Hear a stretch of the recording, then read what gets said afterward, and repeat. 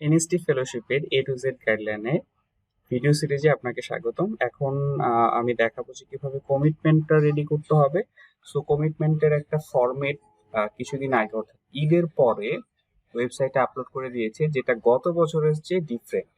তো অনেকে হচ্ছে কম্পিউটারের দোকান থেকে আবেদন করেন, বা অনেকে হচ্ছে কম্পিউটারের দোকান থেকে এটা ডিরেক্ট হচ্ছে না দেখে বা না শুনে প্রিন্ট করে নিয়ে আসেন। তো কি হয়েছে, যেমন আমি একজনের কাছ থেকে আজকে জানতে পারলাম যে তিনি গত বছরের ফরম্যাট বা যেই অঙ্গীকারনামাটা ছিল কম্পিউটারের দোকানে যাওয়ার পরে জাস্ট ওইটাই হচ্ছে আবার নতুন করে প্রিন্ট করে তারপরে সেটা দিয়ে হচ্ছে তিনি সাবমিট করে দিয়েছেন।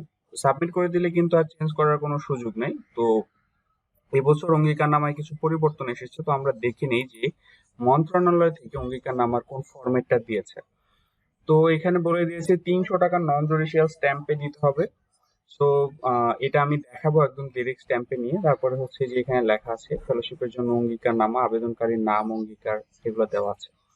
তো এটা হচ্ছে মন্ত্রণালয় থেকে এই অঙ্গীকারনামার এই ফরম্যাটটা দিয়ে দিয়েছে। এখান থেকে আপনার লেখাটা হচ্ছে কপি করে নিতে পারেন, গুগল লেন্স দিয়ে হচ্ছে এটা দিলে লেখা কপি হয়ে গেল। সো এখানে যে কথাটা বলছে যে 300 টাকা নন জুডিশিয়াল স্ট্যাম্প, এইটা আসলে কি? সো 300 টাকার আলাদা করে আপনি কোনো স্ট্যাম্প পাবেন না। আপনি পাবেন হচ্ছে 100 টাকার স্ট্যাম্প। এই স্ট্যাম্পগুলো নর্মালি স্টেশনারির দোকানে পাওয়া যায়। লাইব্রেরি বা স্টেশনারি যেখানে আছে সেখানে যে যদি বলেন যে আমার 100 টাকার স্ট্যাম্প লাগবে, সো ওই স্ট্যাম্পের উল্টা সাইডে, অপর সাইডে হচ্ছে আপনার সেখানে ভেন্ডরের তথ্য এগুলা লাগে। আবার কিন্তু আপনার নোটারি পাবলিক করতে হবে এরকম কোনো কথা নাই। অথবা আপনি হচ্ছে এই স্ট্যাম্পগুলা পাবেন ধরেন জমি রেজিস্ট্রি করে না, সাব রেজিস্ট্রার অফিস, এই অফিসের আশেপাশে দেখবেন অনেক দোকান থাকে। সেসব দোকানে হচ্ছে আপনি সহজেই স্ট্যাম্পটা পেয়ে যাবেন। কম্পিউটারের দোকান থাকে বা স্টেশনারি শপ থাকে, সেখানে পাবেন। সো ওইখানে পিছনে জাস্ট ভেন্ডরের সাইনটা থাকলেই হবে। এমন না যে আপনার কোনো লয়ারের সাইন লাগবে, আইনজীবীর সাইন লাগবে, নোটারি পাবলিকের সাইন লাগবে, এগুলো কিন্তু লাগবে না।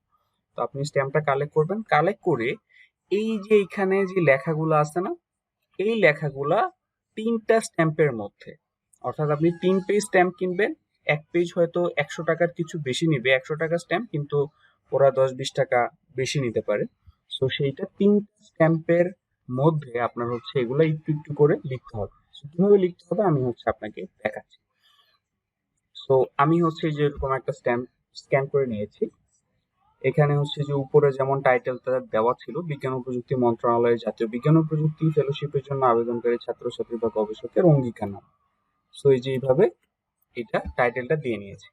দেওয়ার পরে প্রথম চারটা, 1 থেকে 4, এই যে এখানে দেখেন 1 থেকে 4, এইটা হচ্ছে আমি এইখানে ফিল আপ করে নিয়েছি। কি হবে, আবেদনকারীর নাম, আমার নাম দিয়েছি, গ্রুপের নাম, কোন গ্রুপে আপনি আবেদন করছেন, জীববিজ্ঞান ও চিকিৎসা বিজ্ঞান, নাকি হচ্ছে ভৌত বিজ্ঞানে আবেদন করছেন, নাকি হচ্ছে ফিশারিজ যেটা আছে সেটাতে করছেন। সো আপনি যেটা হয় মৎস্য বিজ্ঞান যেটা আর কি, সো সেইটা হচ্ছে আপনি অবশ্যই দিয়ে দিবেন।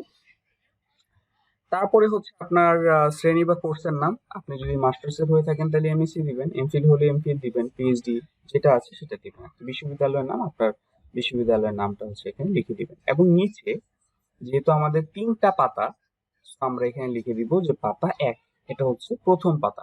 এটা হচ্ছে যে 100 টাকা স্ট্যাম্প, 100 টাকা স্ট্যাম্পের প্রথম পাতা, এইটুকু লিখলাম। দেন হচ্ছে আমাদের দ্বিতীয় পেজে আমরা কি লিখবো, 4 নাম্বার গেছে, 5 নাম্বারে যে এখান থেকে যে 5 নাম্বারে যেটা ছিল, এইটা হচ্ছে আমরা এই যে ক খ, এই দুইটা হচ্ছে আমরা এখানে লিখবো যে আমি অঙ্গীকার করছি যে এটা অ্যান্ড খ, এটা যে এটা হবে। দেন হচ্ছে আমরা দিব পাতা 2, এটা হচ্ছে 2 নাম্বার পাতা। তো এটা এটা আমি এতটুকু করে দিয়েছি। তারপরে 3 নাম্বার পাতায় হচ্ছে আমি যে এটুকু দিব, ফেলোশিপ প্রাপ্ত হলে কি হবে, অ্যান্ড হচ্ছে সিগনেচার। সো এখানে হচ্ছে থাকবে এই যে এখানে এই যে ফেলোশিপ প্রাপ্ত হলে দিয়ে এরকম যা যা লেখা আছে পুরোটা আমি বসিয়ে দিয়েছি কপি করে। দেন হচ্ছে আবেদনকারীর পূর্ণ নাম, স্বাক্ষর ও তারিখ, অর্থাৎ আপনার এখানে নামটা লিখবেন, উপরে সাইন দিবেন, তারপরে হচ্ছে নিচে মানে নিচে নামটা লিখতে পারেন, বা নাম, স্বাক্ষর, তারিখ, 3টা উপরে একসাথে দিয়ে দিতে পারেন। সেটা হচ্ছে পাতা 3। সো আপনার এরকম 3টা স্ট্যাম্প কিনতে হবে। আপনি কিন্তু 300 টাকা স্ট্যাম্প পাবেন না, আমি আবারও বলছি। সো আপনার 100 টাকার এই 3টা স্ট্যাম্প কিনে ভাগ ভাগ করে আপনার এটা বসাতে হবে। সো এইটুক করে দিলে, এটা করে হচ্ছে আপনার ওই কম্পিউটারের দোকান থেকে প্রিন্ট করে নেবেন, প্রিন্ট করে সাইন করবেন, সাইন করে মানে স্ট্যাম্পের মধ্যে প্রিন্ট করবেন, করে সাইন করবেন, সাইন করে তারপরে ওটা স্ক্যান করে আপলোড করতে হবে।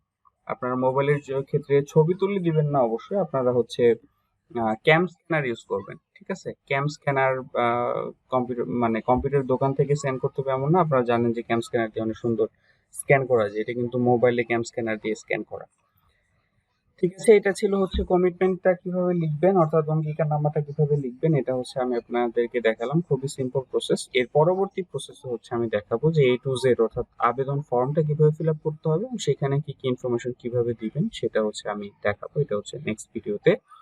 আশা করি আপনারা সবাই আমার সাথে থাকবেন এবং যারা অর্থাৎ এইখানে আবেদন করতে যাচ্ছে আপনার ফ্রেন্ডরা আছে, ক্লাসমেট, জুনিয়র, তাদের কাছে এই ভিডিওটা রেফার করবেন। তো লিঙ্কটা হচ্ছে আমি ডেসক্রিপশন বক্সে দিয়ে দিচ্ছি এবং পাশাপাশি আপনারা ভিডিও শেষেও দেখতে পারবেন। ধন্যবাদ সবাইকে সাথে থাকার জন্য।